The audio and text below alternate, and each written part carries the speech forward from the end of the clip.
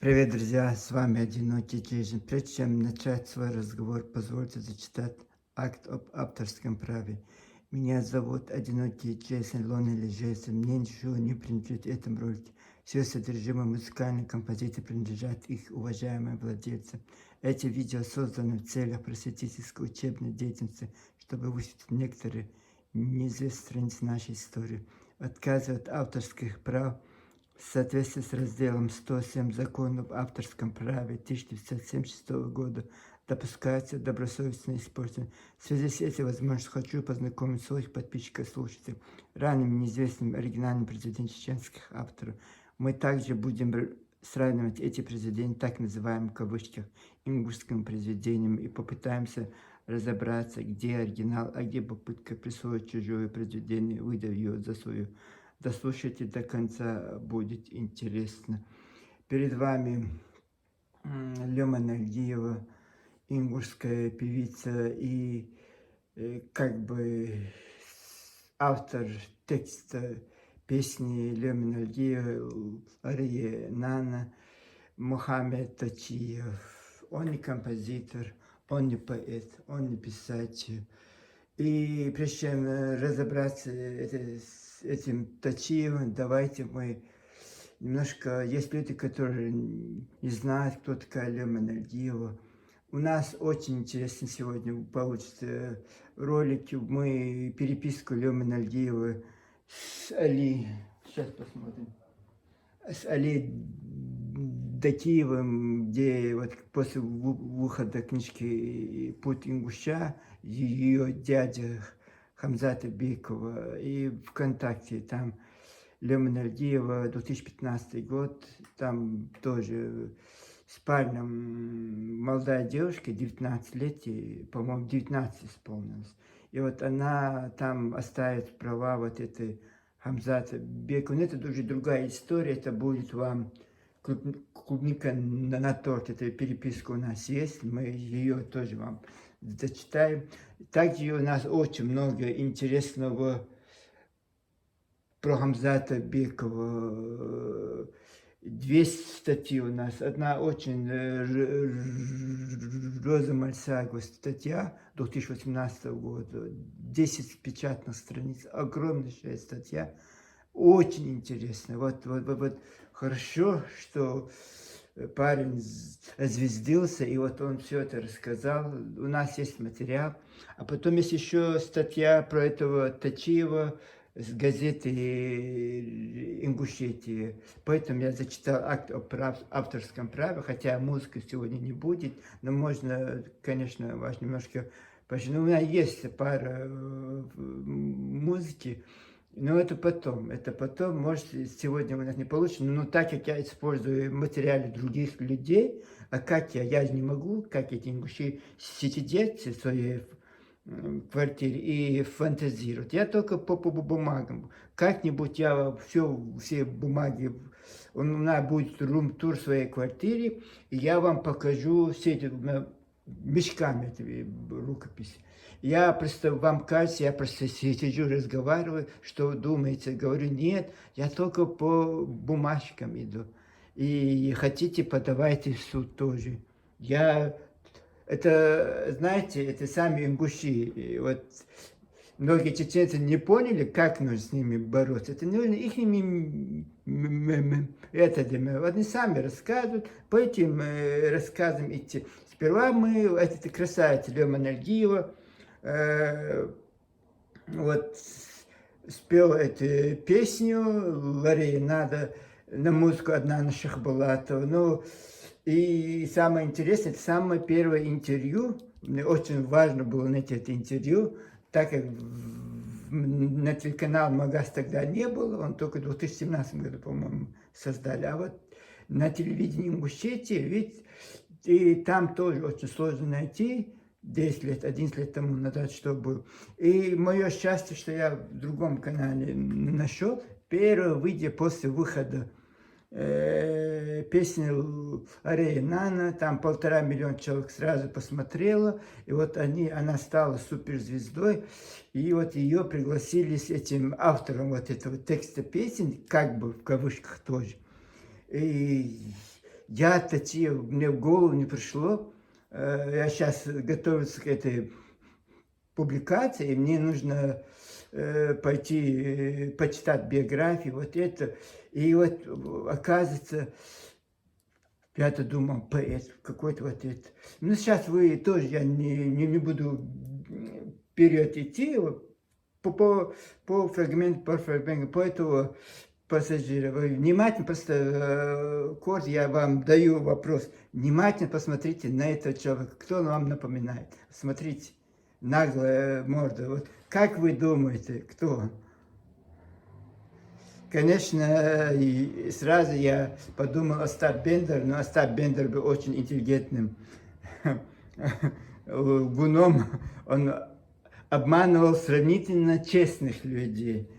И вот вы поймете, почему. Я только по бумагам, я уже, по-моему, 30-40 страниц напечатал, и я сейчас боюсь даже запутаться. Одна переписка это Лёмина Альгиева, и 8-9 страниц у меня. И вот такое дело. Для кто не в курсе, кто такая Лема Нальева, это молодая девушка, которая, как сейчас говорят, что она окончила консерваторию Гнесинки, но я подумаю, давайте так подумаем, потому что это Гнесинки окончил только вот у нас вот этот Аднан Шахбулатов, и вот почему-то она тоже окончила. Ну, поверим, что она окончила, она такая талантливый ребенок. Город Азран не в Москве родился, не Тамбов, где население там 1 миллион человек. И там мог только в одном городе Тамбова. Не в Омске, не в Екатеринбурге. А вот Азрань, все таланты оказываются на Азране. Вот это, она еще в детстве начала как бы певческие вот эти таланты. Ну, и стало известно в 2012 году, когда на отборочном конкурсе детского Евровидения заняла 3-е место. Не 1-е место, а 3-е место. Это послужило, вы представляете, подумайте, как там дают эти награды. Ей за это дали заслуженную артистку республики 15-летняя девушка. Вы поняли, что я вам сказал? Девушки дали заслуженная артистка республики Ингушетия за то, что она в детском конкурсе, это, скорее всего, российский конкурс детского Евровидения заняла 3-е место. 2012 год. Ну, вот это. А потом в 2015 году, 16, по-моему, 16 год, это 15-16, вот тогда вот песня Арианана, ну, такая девушка такая бойкая. После этого, вот, в 2015 году она уже, у меня есть еще в 2015, кажется, эта песня вышла, потому что ее переписка этим парнем, студентом Али, и вот она там, тот просто сказал, что я не слышал про этого Хамзата Бекова, и вот она на нее наехала, ты неправильный ингуш, ты такой-сякой, ты доктор, он тоже доктор, и как ты не знаешь вот этого великого человека. Ну, вы поняли, да, кто такой Лем Нальгей. Давайте начнем с ингушского Левинтана. Вот статья в газете «Ингушетия», автор Ибрагим Цароев, 28 апреля 2017 года, в рубрике «Общество» он пишет. Просто вам прочтем, чтобы не запутать вас. Оно коротенькое. Ингушский Левитан с трепетной любовью относится к своей профессии. Запомнили, да, в 2015 году вышла эта песня, где он стал автором с музыкой Аднана Шахбулатова. И вот это 28 апреля 2017 года вышла, через 3 года, можно сказать, вышла эта статья. об ингушском Левитане. Левитан, вы знаете, да, это диктор на радио, который в годы войны, вот, немцы, по-моему, за его голову что-то там обещали. Ну, это был диктор. А этот пассажир тоже диктор, оказывается. Вот Мухаммед Тачиев оказывается диктором, а я не знал. Я думал, поэт, начинающий писатель. Я не знаю, кто там. Ну, крайне композитор, драматург, я не знаю, кто. Оказывается, просто диктор. Если мы, давайте лучше посчитаю, чтобы вас не путать. В последнее время возник новый виток интереса к профессии диктора. Связан с этой растущей популярностью аудиопродуктов, книг, тренингов и учебных курсов для восприятия на слух. Услуги диктора для создания таких продуктов весьма востребованы. При этом работать можно, не выходя из дома, пересылая аудиофайлы через интернет. Теперь и в Ингушетии появилась возможность ознакомиться с азами профессии диктора. Известный в республике человек, диктор протокольных мероприятий, обладатель уникального голоса Мухаммед Тачиев открыл студию дикторского мастерства в Азране. Этот проект поддержал мэр города Алихан Тумгоев, друзья, коллеги и в том числе Магомед Али Евлоев. Обучаться в студии могут студенты, молодежь, руководители организаций, ведомств, различные рода докладчики и другие люди старше 18 лет. Это не образовательное учреждение, занятия проходят на основе тренингов, мастер-классов, стоимость курса 5000 рублей. У меня есть устная договоренность, вот этот Мухаммед Торчи рассказывает, корреспондент газете «Ингушетия». У меня есть устная договоренность с диктором национального телевидения Курешем Агасиевым о том, что мои студийцы будут проходить раз в неделю практику на НТК, а лучшие студийцы по окончании курса отправятся на стажировку в ГРТК Ингушетии. Дикторская деятельность – это постоянная работа над собой. Если человек не будет серьезно относиться к обучению, то мы с ним расстанемся, подчеркнул в беседе с корреспондентом газеты «Ингушетия» Мухаммед Тачиев. По его словам, самое главное для диктора – это его голос и умение управлять им. Способность передавать нужный эмоциональный посыл в соответствии с прописанными задачами. Если подробнее требуются следующие навыки.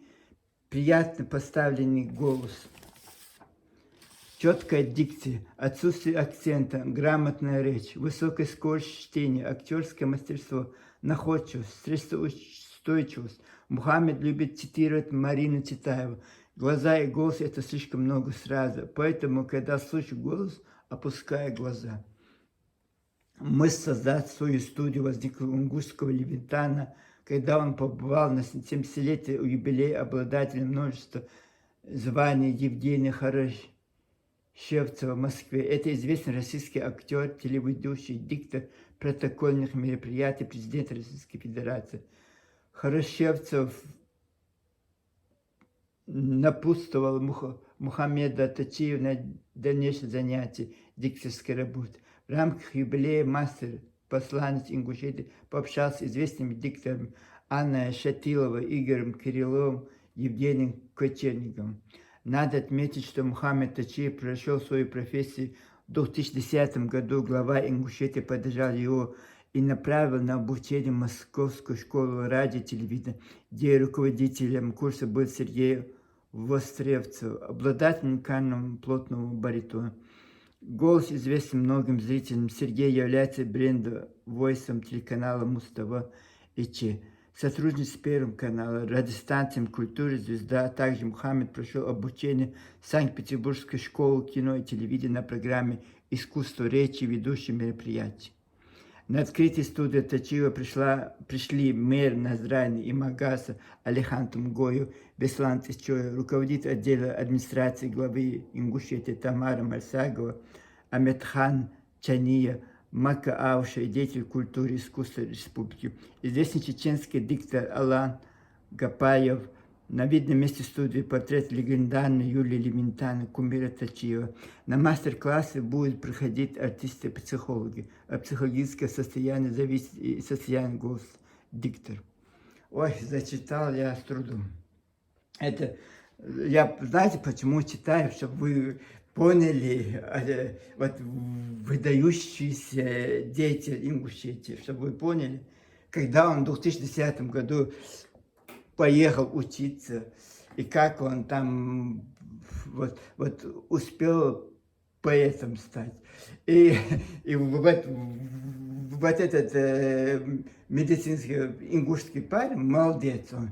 И вот он тоже вот с этой люмэнергией, спорит с нее, с люмэнергией, он так и сказал, почему вот так это все легко, и вот человек вообще, вы слышали, что он что-то оканчивал, что он там университет оканчивал, что он там, я не знаю, по литературе, там, я не знаю, по истории хотя бы, на крайне, или какой-то вот это, совсем другое вот это. Потом он зарегистрировал, он же предпринимателем стал, так как мастер-классы начал вести. Это после вот этой песни это все происходит. И вот как индивидуальный предприниматель он еще, потому что деньги 5000 рублей в курсе стоят. Не курс, а мастер-класс стоит. Вот человек ни при чем. И самое интересное, вот это первая их программа, когда эта песня вышла в эфир, в YouTube, и там 1,5 миллиона человек посмотрело, и вот телевидение Ингушетии, но вот он рассказывает, представляете, человек вообще ни при чем. Он где-то инстаграме короткий, там 1,5-минутный ролик вот этого пианиста Эдика Хамзата Бекова увидел, и он не знал, что он, чей он, вот это, оказывается, он был знаком с сестрой вот этот Хамзата Бекова заочно. Это Луиза Нальдиева, мать вот этой Лёмы Нальдиева, скорее всего, замуж вышла. И вот потом это Луиза Нальдиева сказал, кто он такой. И что, его брат, там он живет в Париже, он там медик. И вот с какого бадуна спрашивает, с какого бадуна, мы поняли, да, его спонсирует правительство Ингушетии, глава Ингушетии очень благословит его. И вот даже вот это, дикторша вот это телевидение тоже говорит, о, про тебя очень хорошо отзывался глава Ингушетии. Вот суперстар он Ингуш. И вот этот человек, который бегал диктором, ни при чем песням, ничего, и вдруг заинтересовался вот этой песней, музыкой, и вот он написал, тот ответил, он сразу же там в течение там 10 минут написал эту песню. Ну вот такое великое дело. Это вот они сами себя раскрывают. То, что вот эта красавица сидит там, либо на ее попытала свое счастье Евровидении, детском Евровидении. И вот этот связан с главой Ингушетии протокольных, вот диктор протокольных реприят. Но кто не в курсе, есть люди, которые не понимают эти всякие термины. Это кто, который награждается министр сельского, вот этот человек, закадывает текст, он читает. Или кто-то там приходит, вот он стоит и говорит, глава Чеченской республики Рамзан Кадыров прибыл рабочий. Ну, такое вот имя протокольное. Бывает протокольный оператор и бывает протокольный диктор. Вот этот диктор, это вообще никто. И вот этот частный предприниматель оказался вот так, вот это Хамзат Бек, вот меня этим бесит, вот человек, это вообще никто, медик, он вот самое главное, Роза Мальсак, он откровенничал, на 10 страниц он там все рассказал. И первое его, вот это, когда второй фильм снимали, в 2008 году, в каком-то году, в втором фильме он, типа, я свои сочиненные песни отдал. До этого он, вот этот Тачиев рассказывал, Мухаммед Тачиев рассказывал, ой, какой он там писатель, он поэт, он стихи хорошо, вот это сочиняет, музыку сочиняет. Он еще актер, он еще композитор, он еще врач, это еще не все, он еще танцор аргентинского танго, он еще фитнесом занимается по 6 часов в неделю. Столько, вот это, я записал все это, сколько человек, он еще вот это Роза Мальсаго говорит, что у него нет жены, вот все он расскажет там. И человек должен ходить в магазины, человек должен готовить, кушать, человек должен спать, человек какие-то, я не знаю, уставший приходит с работы, там на работе целый день должен провести, тем более доктора, у нас доктора, почему 4, 5 тысяч, 6 тысяч платят? Потому что у них день растягивают, я не знаю, у них нет такого, как у меня, 7 часов 30 минут я работаю, у меня 8 часов рабочий день, все, 8 часов заканчивается, я говорю goodbye и ухожу с работы. А у докторов такого нет, у них даже ночью могут позвонить, они должны прийти, если пациент стал плохо. И вот из-за этого им даже 7 тысяч некоторые доктора, раньше это, сейчас еще больше, у них бывает 24 часа в сутки, они доступны. И вот поэтому, вот я не знаю, какой он же говорит, я доктор, атташе университетских практик, это очень слишком громкое название, это даже домашний доктор. И вот это снялся в фильме. Давайте сейчас к Бекову подойдем. Это понятно, тут рассказывать нечего, говорить нечего. Сейчас подходим к Бекову, может действительно не знать. А еще у нас будет в конце вот этот Лёва Нальгиева с ингушским студентом-медиком спор от Хамзата Бекова. Тоже переписку немножко прочтем. Вот тут мне понравился у него вот этот... Просто смысл, это как-нибудь, даже когда фильм будут сниматься, вот это можно использовать, вот все эти биографии, очень хорошо, когда фильм снимают, вот можно использовать. А так мне сейчас вам рассказывать нечем, потому что у вас тоже, вы же тоже, кто с телефона, кто вот от телевизора смотрит, поэтому не у всех, я просто постараюсь сегодня очень быстро закончить. Вот смотрите, как озаглавлено название. Хамзат Беков, музыка неизвестного композитора. Вам ничего не напоминает это?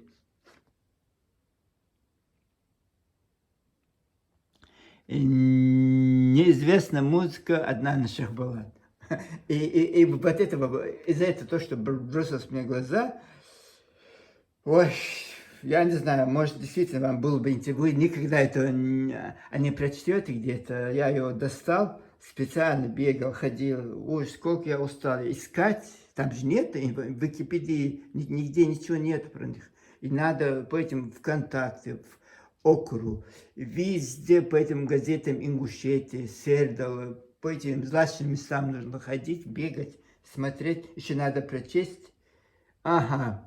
Давайте спонтанно начали. Ну ничего, я все равно лучше вам грамотный текст послушать, чем я буду свой вот это, с одного, с другого буду бегать. Он приехал в город своей детской мечты, чтобы обнять свое счастье, пройти достойно свой путь, путь ингуша, главная заповедь, которую доктор Беков унаследовал от своих родителей. Хамзат Беков – милостливый, Божий одаренный человек. Как можно сказать о нем? Прекрасно владеет музыкальным инструментом, пишет музыку, стихи, великолепный танцор. Это дар от отца. Несколько месяцев назад в Париже вышел его роман на французском языке «Путь одного ингуша». Снимается в кино, но самое главное его призвание – это медицина. Беков из самых востребованных докторов европейского уровня.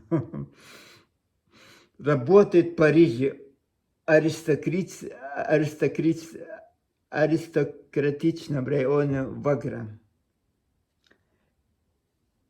Это редко, там, это, как это спрашивать, и он отвечает, спрашивает, и он отвечает. Это редкая удача, когда можно найти удивительно калорийного собеседника, поэтому воспользуйтесь этой удачей. Как складывается жизнь, спрашивает Хамзат Беков. Моя личная жизнь профессиональная или же просто жизнь? Наверное, мне повезло родиться в семье, где воспитание основалось на полном доверии. Родители были очень открытыми людьми. Нам практически ничего не запрещалось, но все же должно было обсуждаться между родителями и детьми. Отец был влюблен в ингушскую культуру, которую он так красиво воспевал. Человек, на который мне хотелось походить, это был мой отец. Каждое его слово для меня было значимым, чем-то глубоким, что дало мне возможность следовать стилю его жизни. Я старался ориентироваться на него. Он очень сильно любил музыку. Во время депортации у него не было возможности заниматься музыкой. И все, что он смог сделать, он постарался защитить через своих детей. Кошмар. Здесь он, да, он был молодым, когда его выселяли. Он старый отец, потому что он 11 детей семьи, он 10-й ребенок, он родился 54 года тому назад, в 1973 году. Да, почему меня это заинтересовало? Потому что я-то знаю, вот с Русланом Орбиевым, вот эту песню Татаргим, вот это поет Беку, но там же есть много Беков, может, это его отец, да, может быть, ну, там он в кадре кажется молодым, может, это 70-х, 80-х годы, вот такой. Ваш частный случай достаточно редкостный, спрашивает репортер, потому что никогда не приветствовал, чтобы дети шли в искусство. Почему вот хорошо, если дети шли в искусство, почему он грезил врачом стать, грезил, это детская мечта Париж, почему-то через врача он должен был пройти. Ну это вот заводите какие-то непонятки. Хамзат Беков. У отца была мечта, чтобы его сын стал актером, работал в театре, чтобы показать, что у Ингушетии неимоверная культура. Отец был идеалистом. Он любил людей, он любил жизнь, все, что может возвысить в духовном плане человека. То, что касается меня, например, ты считаешь, что я чего-то достиг, это ты считаешь, не я. Мне нельзя было имя своего отца запятнать, поэтому путь, который я выбрал, путь ингуша, я старался пройти его достойно, чисто и, как полагается, нормальному ингушу. Другого пути я не знаю. Да, не запятнал. Путь своего ингуша, отца не запятнал. Если это у вас считается не запятнал, вот это считается честным путем, вот понятно, почему вы все с ума сходите и бегаете по этим площадям и на этих уголочках, заборах, кричите там с пеной во рту, отстаивая свои эти интересы непонятные. Очень, если чуть прочесть, что вот я хочу, что у этого человека в голове, и вот я удивился, вот то, что тут, ребята, вот тут очень много интересно. Он же оказывается авантюристом. Вот, и интересно.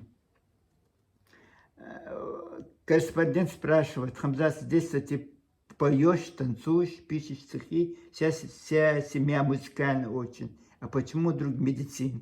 Вот, об этом я тоже. Отец чувствовал, что я прирожденный артист. Он видел все это качество во мне с детства и старался, чтобы я их развивал. До определенного времени мечтал пойти в актерское дело.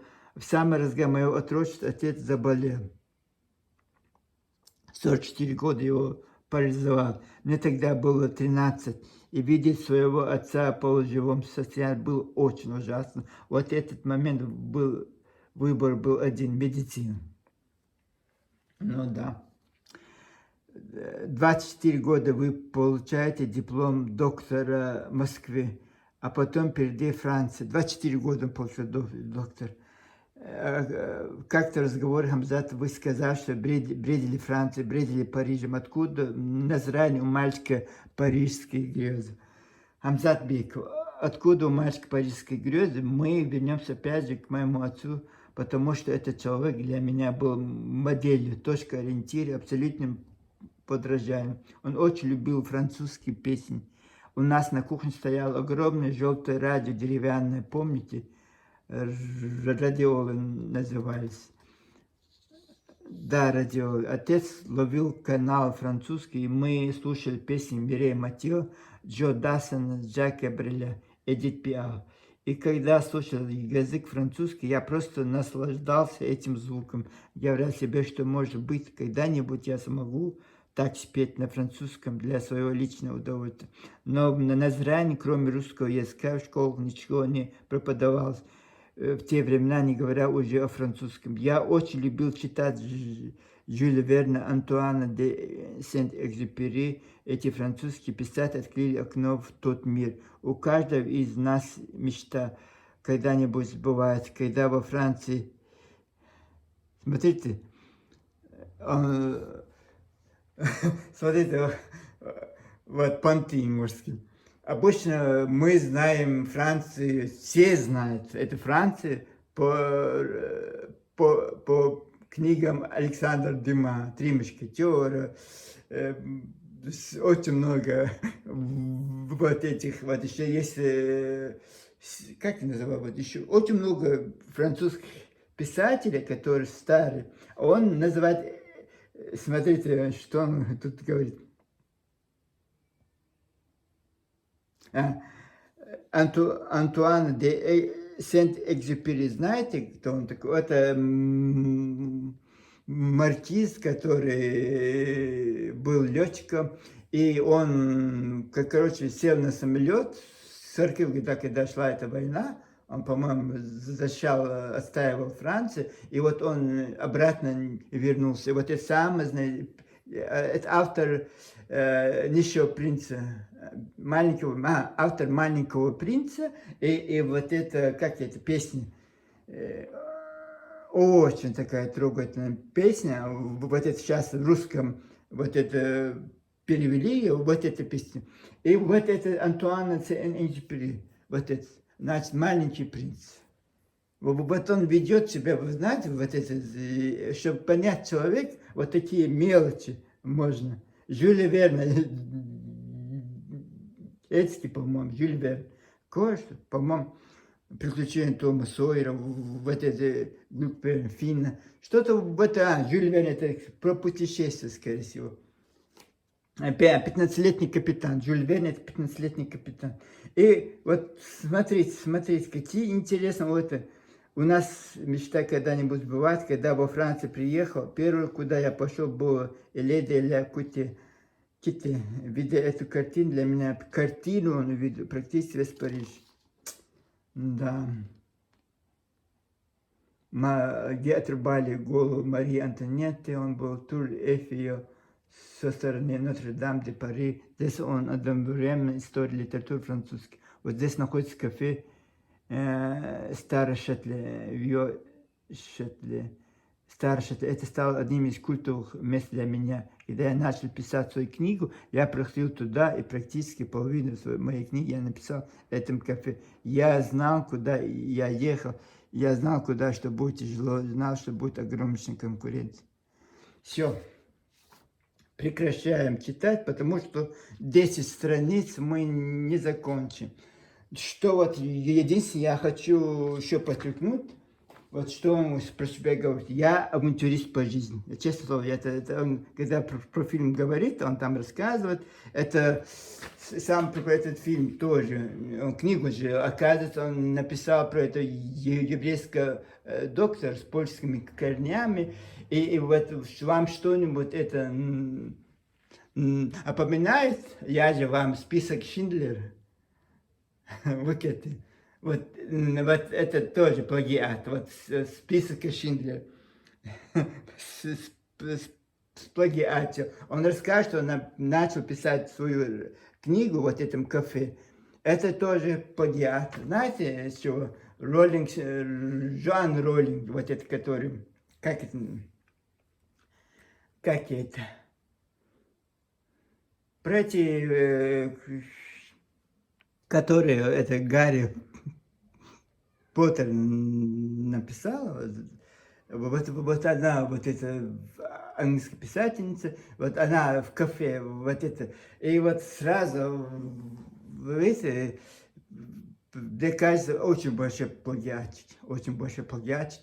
И вот свою биографию рассказывать на основе биографии других известных людей, оскароносных, вот этот список Шиндлера Оскар получил. Это вот эта тема вот еврейского доктора, и вот который очень, очень, очень странный. Типа я просто не стал читать вам.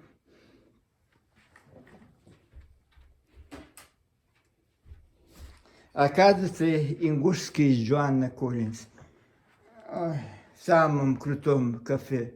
Человек приехал без языка. Вы представляете, что такое? Вы слышали? Я просто представляю, если, конечно, нужно как-то прочесть эту биографию, чтобы люди знали, кто он такой. Скорее всего, нужно прочесть. Сейчас я не смогу, потому что это очень... Я только даже 2 страницы не прочел, и очень сложно все вот это. И вот он сравнил с собой Джоанну Коллинз, которая миллиардерша, он написал Гарри Поттер. И вот что он пишет про себя. Я авантюрист по жизни. То, что мне дается сверху, я беру в объятия, причем хватая по полной. Мне кажется, это и есть шанс. Это и есть удача, про которую я говорил, про лото, про миллион. Эти моменты упускать нельзя. Тем более для того случая, для финала фильма понадобилась национальная мелодия. У меня была записан диск с мелодией, который я сочинил. Я подарил эту мелодию к концу фильма, звучит «Ладовга ищ». Мелодия для слуха. Перевод с ингушского языка. Короче, такой. Ну как вам? Очень, очень интересно.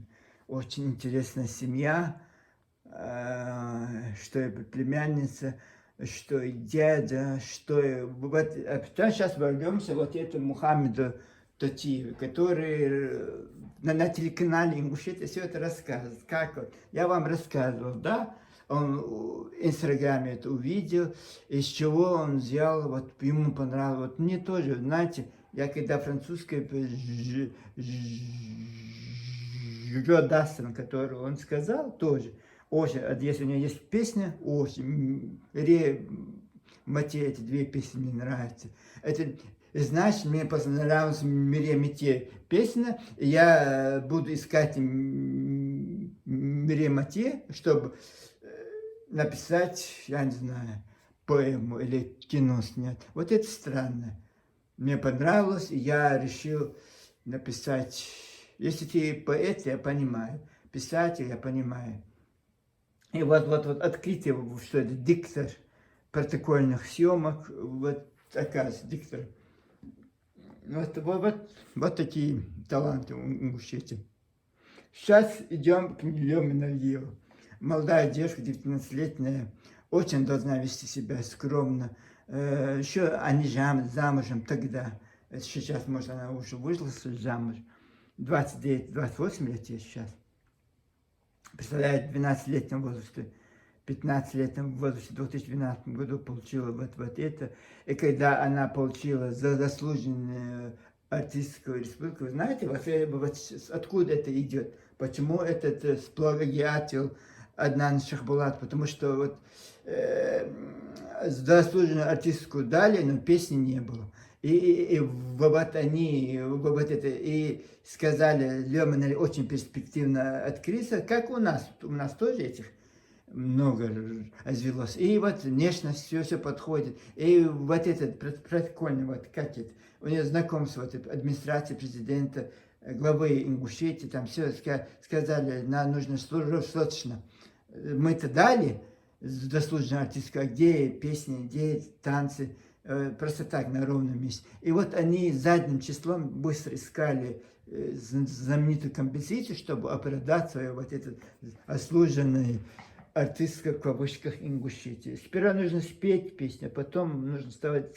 Да, у нас тоже был такой случай, Мака Сацадеипов стал заслужен, но извините, пожалуйста, она спела эту песню, это Лема Нергиева, да, сейчас эту песню не смогла бы спеть. Она спела в 15-летнем возрасте, когда она спела, и вот получила народную признательность. Вот только тогда ей в 15-летнем возрасте дали заслуженную артистку Чеченской Республики, потому что эта песня, сейчас я, знаете, просто я не могу вспомнить, конечно, очень знаменитую песню она спела, и так спела, ой-ой-ой. И вот это я понимаю. А тут то, что, конечно, мелодия известного композитора, он очень много, вот даже вот эта жена Зоя Шахбулатова рассказывала, Зайнаб Шахбулатова, и вот она вот открывает, это мне сочинил, вот и там, по-моему, не было ничего, вот название я заметил, что не было названия, вот ноты были, названия сверху, он уголки написал, посвящается кому-то.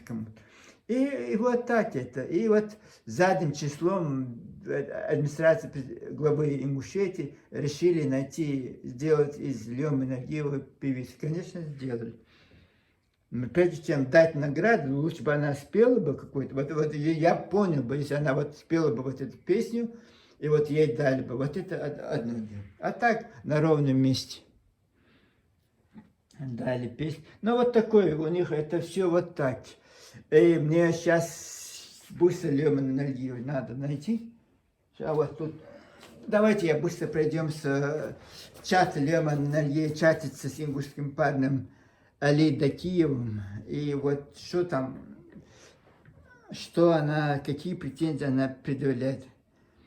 Али Дакиев пишет Летеду. Мага, интересно, в республике кто-нибудь слышал о нем или о его книге? Это 22 июня 2015 года. Он пишет про этого Хамзата Бекова. И Иса Беков, Али, говорит, Алихан, ты, похоже, единственный, кто не слышал.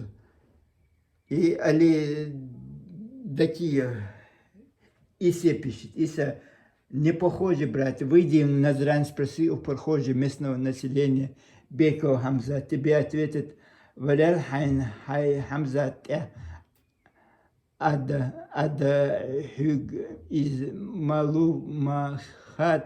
О, das ist ингушский язык. Хатер Укха Аян. Честно, я говорю, что он такой молодец, и я сам студент-медик, и он взбодрил сейчас меня. Хотелось бы узнать побольше о нем.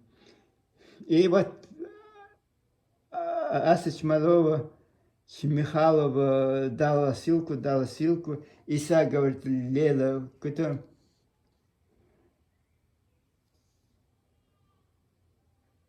И вот они обсуждают с другими людьми, и вот туда Лема Нагиева, Али. Ну это Алихан. Маал Ишт спросил у достойных людей, прохожих теперь интересует другое. Не знать своего позор. Не отношу все к Хамзату Беку, а к дяде своему. Да ты просто спроси у тех самых прохожих, кто написал из 7 веков. Пишет 24 июня 2015 Лема Нагиева. Али Дакиев отвечает, Лема, ты не поняла мою мысль. Конечно, его знает, но таких мало. Обычно население 80% его не знают, остальные 20 его родственники. Молодец, я к тому, что это плохо, надо знать своих. Допустим, я как среднестатистический ингуш, откуда должен был о нем узнать. Лема Нагиев, Али, тем более медики, что значит, откуда должен был знать? Рано или поздно узнал ведь все. Ибран Мухаммад пишет, согласен с Алиханом, это Али. Я тоже переузнал о нем тут. Стыдно. Нет, стыдно, что наши пропагандируют всяких там певцов, танцоров за рубежа, когда можно было говорить о своих земляках, добывшихся успехом. И Лема Нагиева, неправильно ты обращаешься со своим братом, неуважительно как-то, нехорошо это. не таким нас растили, бах, я. Али такие лемы ноги пишет. Лема, люди не медики, и знаешь даже фамилии министра здравоохранения Республики Ингушетия, а ты говоришь о каком-то медике из Франции, который никто не видел и не слышал. Откуда мы могли о нем слушать? По радио, из учебников или из разговоров? Я просто не буду вас долго задерживать, просто среди людей. Во всех этих СМИ нет ни слова. И Лемнаргио раскочегарился, обиделся. Лемнаргио Имран, султан, о чем я не права, пишет Лемнаргио Али. Ну не позор ли это тогда, не знать своих позор? Да, именно. В газетах, по ТВ, радио, интернете есть о нем вся информация. Я именно тебя взяла как медика. Поосторожней с речью, я буду обращаться иначе, ба.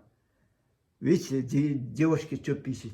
Поосторожно, может быть, парню 25 лет, может, он студент, парня, но в любом случае старше вот этой девушки. Вот она на официальном сайте в этой книге, который Путин еще, она обиделась, что вот парень сказал, что я, ингуш сказал, что я не знаю, Хамзат, кто он такой.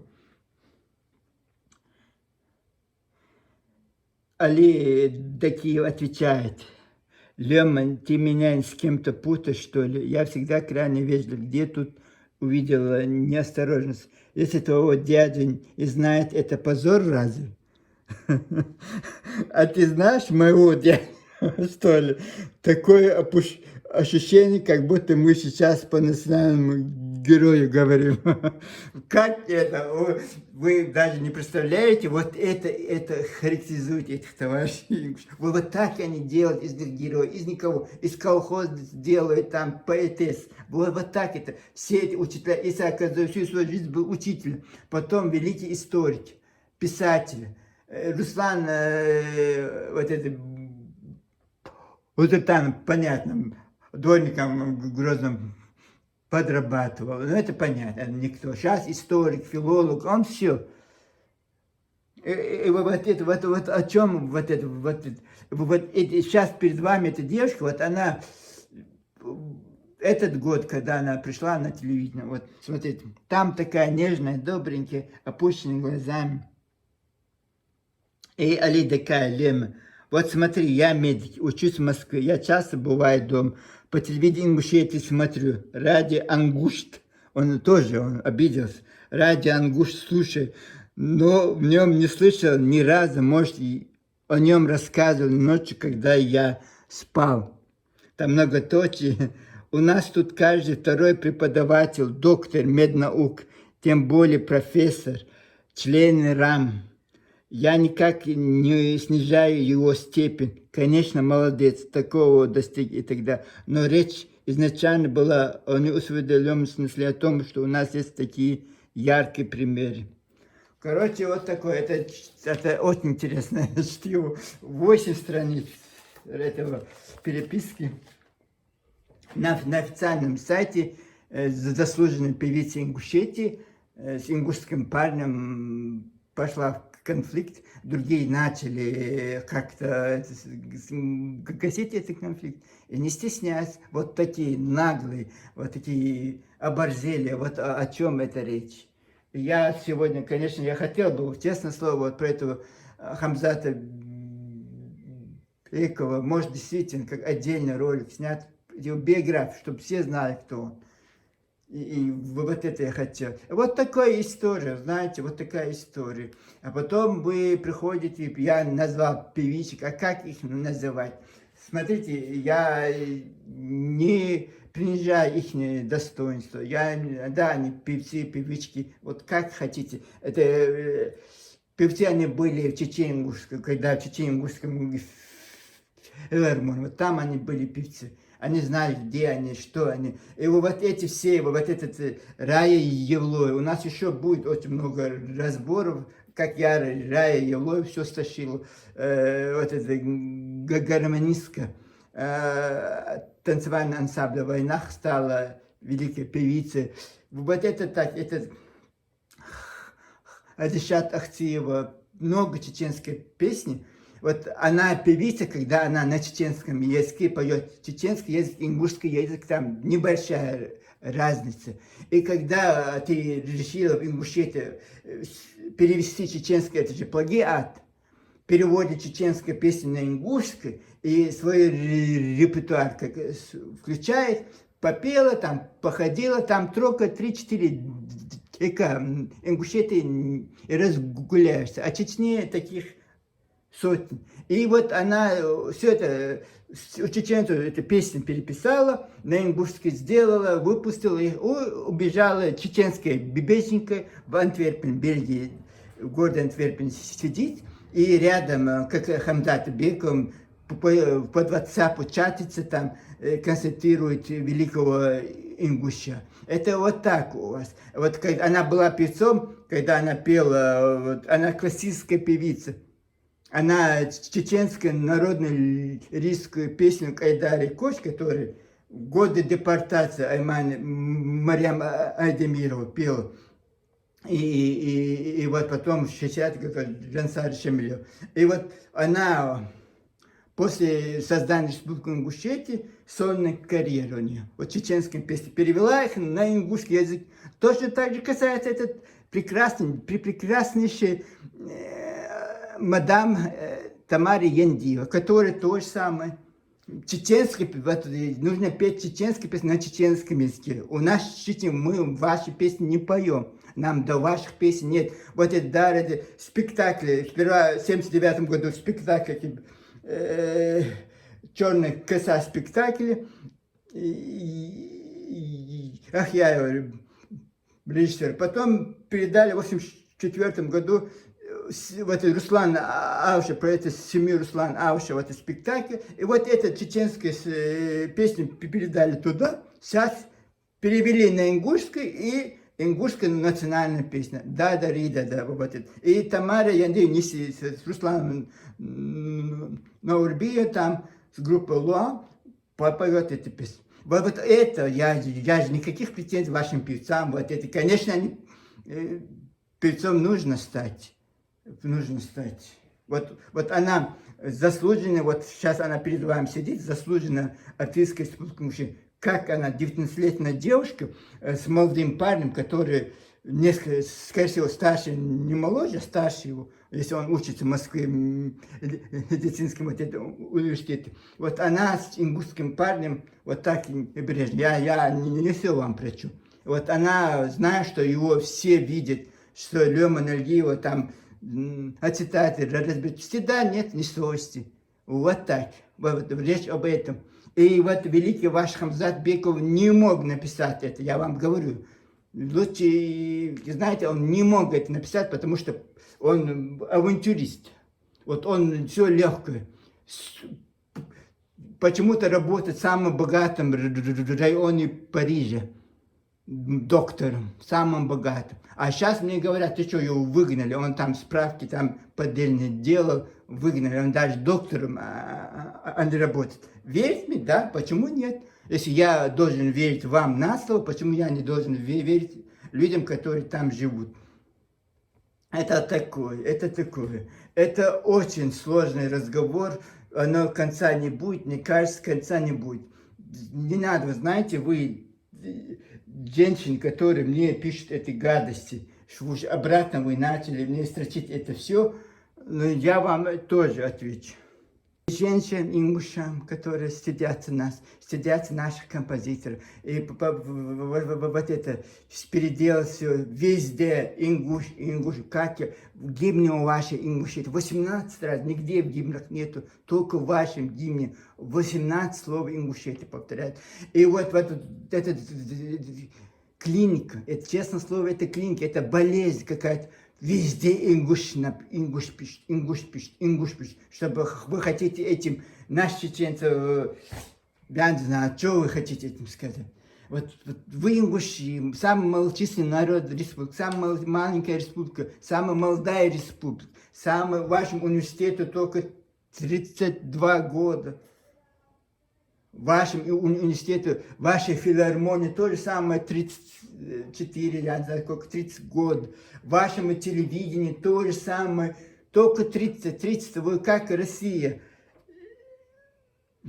Нет в этой истории, нет этой древности. И вам не надо нам указывать, как, что, вот это. Если я что-то говорю, я это не просто так говорю. Я где-то, мне это же обидно. Это если кто-то, знаешь, если вы могли бы сделать еще плохое, вы сделали бы еще хуже. И ваш зависть, это засуньте, пожалуйста, подальше. И вам, девушкам, мальчикам, я говорю, из-за нас, чеченцев, вам есть чем гордиться, товарищ. Если все это было бы наоборот, зависело от вас, наш пищи пропал, наше дело бы пищи пропало. Барышни, следите за своими манерами и за глупой головой, покрытые как попало платком. Свое высокомерие, свою ничтожность показывайте не мне, постороннему человеку. Проститутка Мата Хари имела больше гордости, порядочно проживая в амстердамском борделе, чем вы, некоторые благородные девицы страны Баши. Обижайте, не обижайте. Я устал от вас, честно, от вашей наглости, от вашей бесцеремонности. Немного придержите своих коней. Воительницы Амазонки, не позорьтесь, честное слово, вы позорите не только себе, не только своих этих мужей, братьев, отцов. Вы и наши чеченцы, вы вот такие воительницы. Вот я, естественно, мне так было стыдно. Идрис Чицкий поет чеченскую песню, он же в годы бытности чеченского учителя поет чеченскую песню. И на чеченском языке, вы представляете, мужчинам в голову не приходит, что человек может петь на чеченском языке. И пишет, а почему он использует чеченские слова в некоторых местах? Вот это психоз, это я не знаю. Бедные несчастные, бедные ваши матери, бедные ваши отцы, честное слово, бедные несчастные. И мужчины не хуже, выступает всякий вот этот Адам Аушев, вот сейчас ролики везде, этот русский Бузуртану снова начал вот выпускать все гадости, и хотят сказать нам, вы что, воевали 400 лет чеченско-гирейского, ой, вот это что? Вот это что, вы знаете мою оборот речи, мои эпитеты, которые я вам скажу. Да, вы, когда вы прятались в этих 3 скалах, в кустах дрожали, мы чеченцы умирали. И это то, что мы 400 лет, это понятно, это мы уже доказано, это во всех учебниках истории. Вот ваши геройства, ваши, найдите мне хоть один учебник истории, где это написано, где это рассказано. Первый ваш национальный герой, 1921 год, Идрис Дядиков, потом Идрис Базоркин, все. И там Богатырев с Айнароевым, потом сейчас Исаак Зоев, вот так. Причелся, по пальцам. И вот ваша злость, ваша ненависть показывает себе. Если у вас дела нехорошо идут, это ваша заслуга, это ваши отцы вам такой путь приложили. И не нужно на нас указывать, не нужно нас возбуждать. Я, честное слово, я обещал всегда больше не говорить, поэтому я это творчеством занялся, из суда вылезть. Если я говорю по политике, и там будет меня вот это старается. Я не говорю о тех людях, которые так плохие, непорядочные, а вы мне приходите, именно на мое имя все пишете. Кто вы такие? Вы твари, дряни, как хотите называйте. В этом парижском борделе Мата Хари большим достоинством ходил, чем вы, так называемые благородные девицы. Вот такой. Это для тех, кто вот приходит и пишет, строчат. Ну и не надо. Вот знаете, мы не первый год живем, знаем, кто такие ингуши, знаем, кто такие осетины, знаем, кто такие дагестаны, кто такие чеченцы. Это мы не пишем историю, это история пишет за нас. Так что, дорогие, это у вас только у вас, это Бог только вам дал это все. Нам тоже дано, знаете, вот. Я вдруг, да, у меня речь не такая гладкая, но я вы еще услышите. Вы еще будете, вот сейчас вы жалуетесь, что я не гладко говорю, а потом вы будете хвататься за голову. Вот что мне Бог дал, это ум хороший. Ну, такое. Пока-пока. С вами был Одинокий Джейсон. Мира добра всем вам.